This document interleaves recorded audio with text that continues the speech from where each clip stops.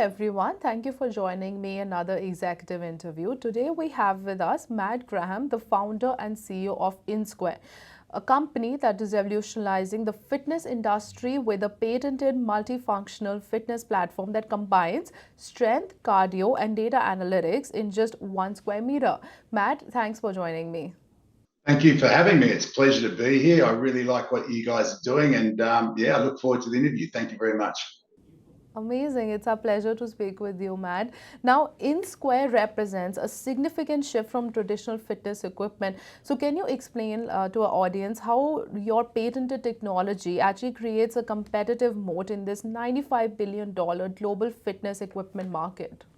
Yeah, well, it's a big market, and competitive moats are obviously really important. So one of the main things for us is our patent, obviously. I was very lucky in the beginning of the journey to be introduced to probably considered one of Australia's best technical patent writers and patent attorneys. He was the ex-head of Shelton IP. And I went to him with this idea, which I had during COVID. And I said, this is what I want to do. Not only can you write the patent for me, but do you want to be involved? And he said, look, Matt, he goes, I get asked this all the time. He goes, but this one I want to be involved with. So from a competitive moat perspective and a patent perspective, not only did Matt get involved in, he also invested in the business, and he sits on our advisory board. So he's written every patent with an invested interest. He knows how to defend them. He's also a practicing lawyer. And he's our IP counsel and also legal counsel. So in regards to patents and competitiveness in that patent area, we've got a very, very strong team member to support us in that aspect. Distribution is probably another thing, to establish, because we're early, we're the only one of our kind in this particular market at the moment. We can establish very early strong distribution channels, and so anyone coming in with a similar product later on, we've got the advantage that we've had time to be able to establish those, and we're working very hard on establishing those strategic partnerships and distribution already. So that's another thing where we can compete with. The technology, we've been working hard on the technology. It's not an easy thing what we're doing. It's never been done before. We have to take tons of downward pressure. We take tons of upward pressure. And, to design that and to do it, and then to, build the algorithms to measure what we're going to measure also takes time. So that's going to be hard. That's a moat where people would have to overcome to beat us to market.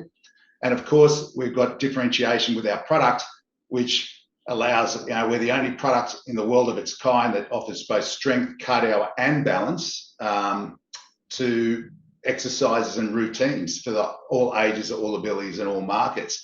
So being early with a product like that can give us a real foothold across the market in general. So there's probably others, but that's the ones I can think of at the top of my head.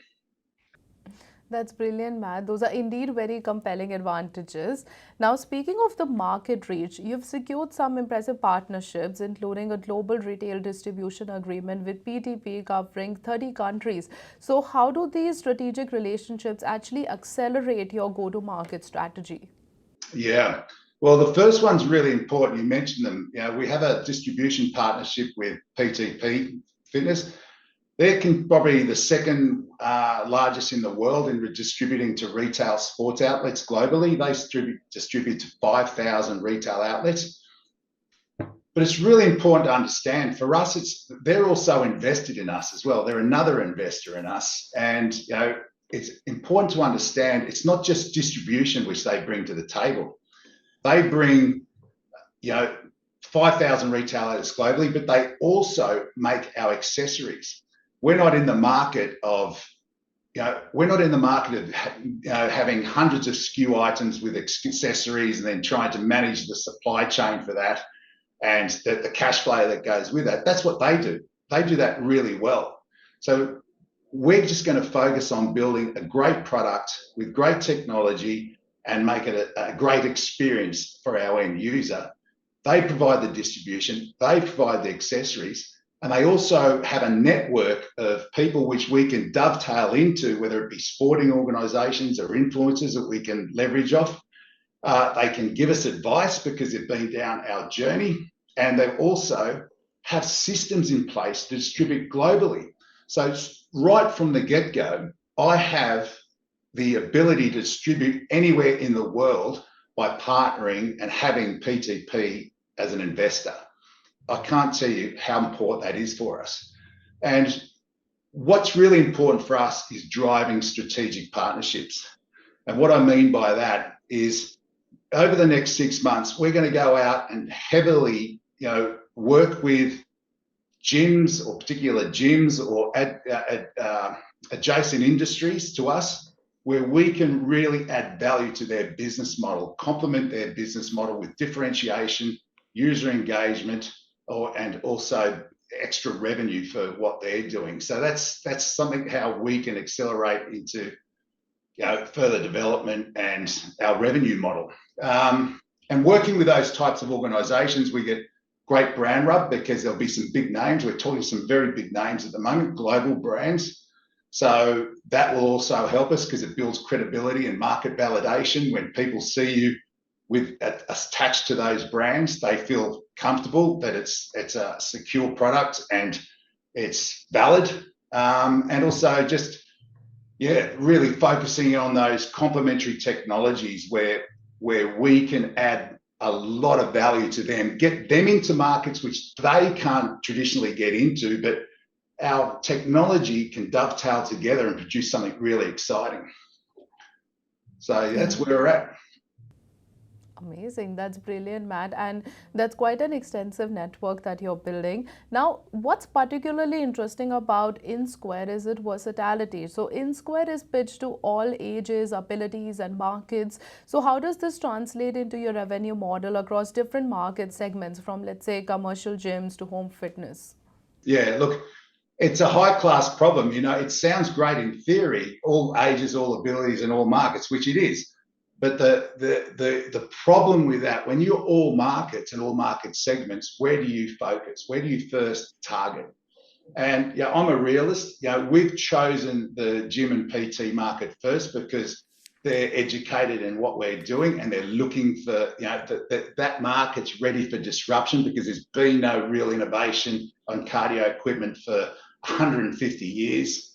The last innovation on cardio equipment was 15 years ago, but it's always been based on single movement. So we're going to go to that market with a multi-movement cardio and strength product. But I also know that we could easily pivot. So we've chosen gyms and PTs, but we have many different revenue streams. So we're not just, say for instance, an app where you have subscription based. We have subscriptions, but we're also hardware. So we're outright sales. Because of the nature of our product, it's built for tons of impact. It's flat. It's only 4.5 centimeters high. It's perfect for a rental program where people can go on a 6-month rental program, whether it be in weight loss or strength for seniors or just to get ready to go to the gym or ready for an event. It can be easily distributed to users and taken back, and it's robust. So we can just give it a clean and send it out again. There's no assembly, no moving parts.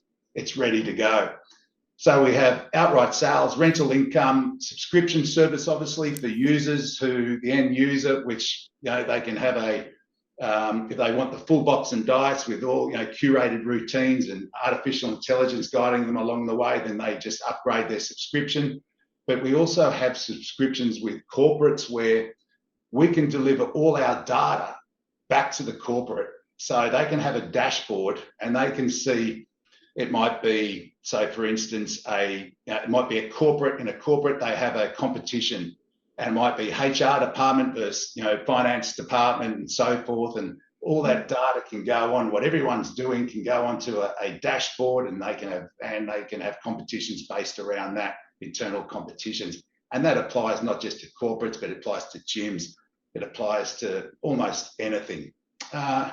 Maintenance contracts, another revenue stream. That's another benefit of being a hardware product. Not that we'll need a lot, but it won't be a massive part of our revenue stream because we have no moving parts, very low maintenance.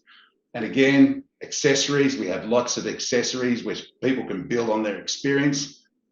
And we're also developing a platform called Personal Training as a Service, what we call PTAS.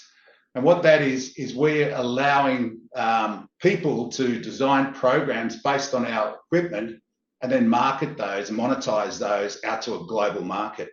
And that will also be a revenue stream for us. And there's probably going to be others to come, but at this stage in our journey, we are pre-revenue. We're a startup. We're getting a lot of interest. We're making, we're making waves, but that will develop over time. Amazing, Matt. The different revenue streams that you've talked about across different segments, it's truly fascinating. Now, in terms of technology, I know you've touched upon this. So we understand that, the fitness tech space is really evolving quite rapidly. So how does InSquare's AI and machine learning capability actually create recurring revenue opportunities beyond the initial hardware sales? Okay, so we talk about this is what's going to be really interesting. We're doing some amazing things at the moment with, we're in initial discussions where the next stage where we're going to put together, they're putting a proposal to us and then it'll be contractual. Some amazing stuff with CSIRO. Because of what we can measure, we're not just measuring body weight impact, we can also measure strength. We can also measure isometric strength and balance. And the combination of these put together can be used in many, many different markets. And we'll actually be creating some algorithms which have never been done before, which can be monetized into different revenue streams. I can't really go into what they are because it's all confidential information at the moment. But there's a lot of headwind in that area for us. And with dovetailing that with artificial intelligence, it's going to be amazing because, I see this getting to a place where, your grandmother may be training on an InSquare and all of a sudden it's recognized parts of her data which says, oh wait, there's been a 2 kilogram great weight loss. Now don't forget the InSquare weighs you every time you're on it. 2 kilogram weight loss. There's been some mobility changes. There's been strength change or a balance change. This could be a push point for data to go to a physician or the carer or their child and say there could be something wrong with your mum, right? And it may be well before anything develops. So it can be a real preemptive exercise. And using this type of technology can really take us diversify into some really different markets. I mean, think about it. Anyone doing health research, they can use our device to really get very insightful data on movement and the effects of movement on sport or weight loss, for instance, obesity. For instance, GLP-1 drugs, I don't know whether you don't know, but 40% of your weight loss on Ozempic or GLP-1 drugs is muscle. So how do you monitor that? Obese people can't train. It's bikes and bikes and rowing machines, and it's not made for obese people. They can stand and easily exercise both strength and cardio on our units, and we can get some very insightful data that can not only build revenue streams, but can change markets. So that's what I'm really, really excited about. Amazing, Mads. That I have to say that's indeed very impressive, the work that you're doing. Now, let's dive deeper into your market strategy. So you're targeting multiple markets from gyms to senior fitness. So which segments do you see driving initial growth and how do you plan to scale across these different verticals? Yeah, again, gyms and PTs, for us, it's an obvious choice. And the reason being is because when we go into those markets, they're looking now for something new, a point of differentiation, something to really build engagement in that environment. And we are an engagement tool. So for instance, in a gym environment, the user can come in, they can do strength, not only do they get their body composition scan, which is in most gyms now, they can also do a strength test, balance test, fitness test, and we can create those tests. Then they can move over to an InSquare with a TV monitor in the side, and it could be this week's competition as a gym is how many burpees can you do in 3 minutes. So what it will do is not only count the persons, you can't cheat it, they're accountable, it'll count, but it'll actually count, also measure how well they did it as well. So competitions in gyms. Then you can have a functional fitness area in a gym or a PT studio where you have 4 in a line in a gamified format. 4 people come over and they can compete in a gamified format with running, then into some skipping, then into some push-ups, then into some bicep curls, then into some slam balls, and have this fun, engaging competition with exercise, which also works very, very well for schools. Kids love this sort of stuff. And your little avatars are racing as you go along. We can be applied in a format where we can have 20 InSquares in a class, a big screen, all the data being pushed up on a wall, and you can compete overtly or covertly against each other, and there's no getting away with it. When the instructor says, let's do 200 steps, you do 200 steps, right? Because it shows. So, there's a lot of scope for us in driving growth through gyms and PTs. It's crying out for it. But, as I said, I can see us quickly pivoting into aged care, because for longevity, strength is so important. And, we are resistive band strength, so it's nice and easy for seniors. We can make it very difficult for the well-seasoned trainer, but for seniors, it's non-confronting, it's easy to use. They should be using their body weight. I can see us pivoting into weight loss for those reasons I said before, for obese people, because it's a system designed for it.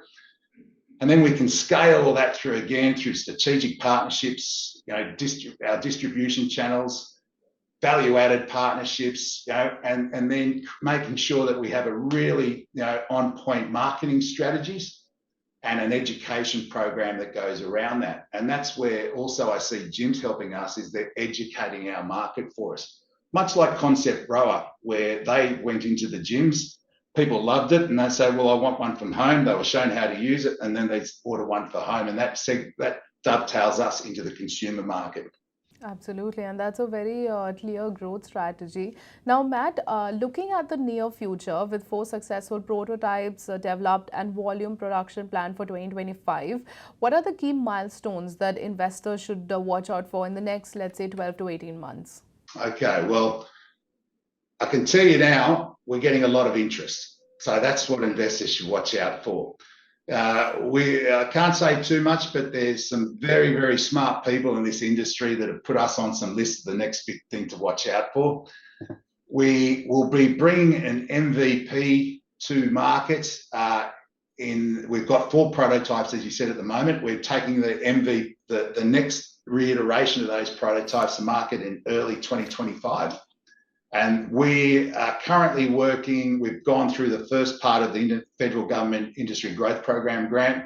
We're now applying for some match funding. If we're lucky enough with that, we'll be taking some of those first MVPs and doing trials in different targeted markets in line with the National Reconstruction Fund, which will be aged care, healthcare, again, obesity, tackling these very, very large global issues. It's not local, it's global. There's a massive problem in these areas at the moment. And we're that tool that can really make a difference in that market.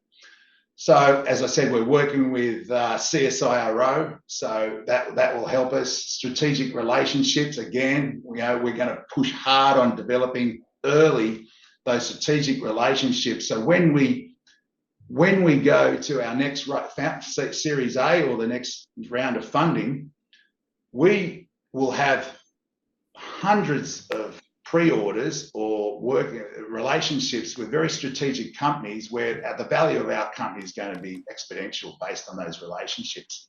And we have the product that can do that. Obviously, I can spend more time talking why, but I'm happy to do that with anyone offline. So we're looking for pre-orders. We're thinking, it hasn't yet been decided, that we'll probably do a reward-based crowdfund campaign. It won't be equity-based, it'll be reward-based, because we can see what less, when I say sort of other competitors have done in this space with less and raised a lot of money.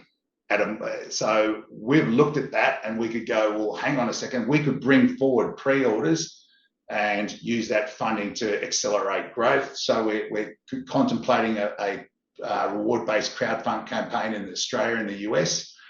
And, look, over the next 18 months, I'd like to see a minimum of, $3 million of revenue, and we'd be sort of moving towards a launch in the US either late 25 or early 2026. And that's going to be, we're not thinking local. This is just, there's too much of an opportunity for what we're doing to just think in the Australian market. I think sometimes people get caught up in this. California is bigger than Australia. It's much bigger than Australia. And we have, some firm plans to be over there taking this to the market. There's a lot of funding coming out of New York at the moment. And, I look at things like Tonal, who is just a strength machine which attaches to the wall, and you've got motorized pulleys. They've raised $550 million US. And it's a strength only product for the consumer market. Hydro, which is just a water rowing machine with a screen, they've raised $350 million US. I can tell you 20 examples of these companies that are segmented into smaller markets and offer less in regards to functionality and don't address all ages and abilities, and they've raised over $300 million. So, are we going to do that in Australia? No, we won't. That will be in the US, and that's where we'll be targeting, and we'll be looking forward to that exponential growth into those global markets. That's brilliant, Matt. Truly very exciting times ahead for InSquare. Now, for anyone watching this interview, if you would like to get in touch with the team at InSquare, please see the details at the side of the screen or in the description of this video. Once again, thank you, Matt, for joining me in this conversation. And it was wonderful to learn about InSquare's innovative approach to fitness technology and your exciting growth plans. We will definitely be keeping an eye out on your growth. Thank you so much, Rhythm. I really appreciate it. Once again, thank you, everyone, and reach out to me if you want to learn more. Thank you. Thank you.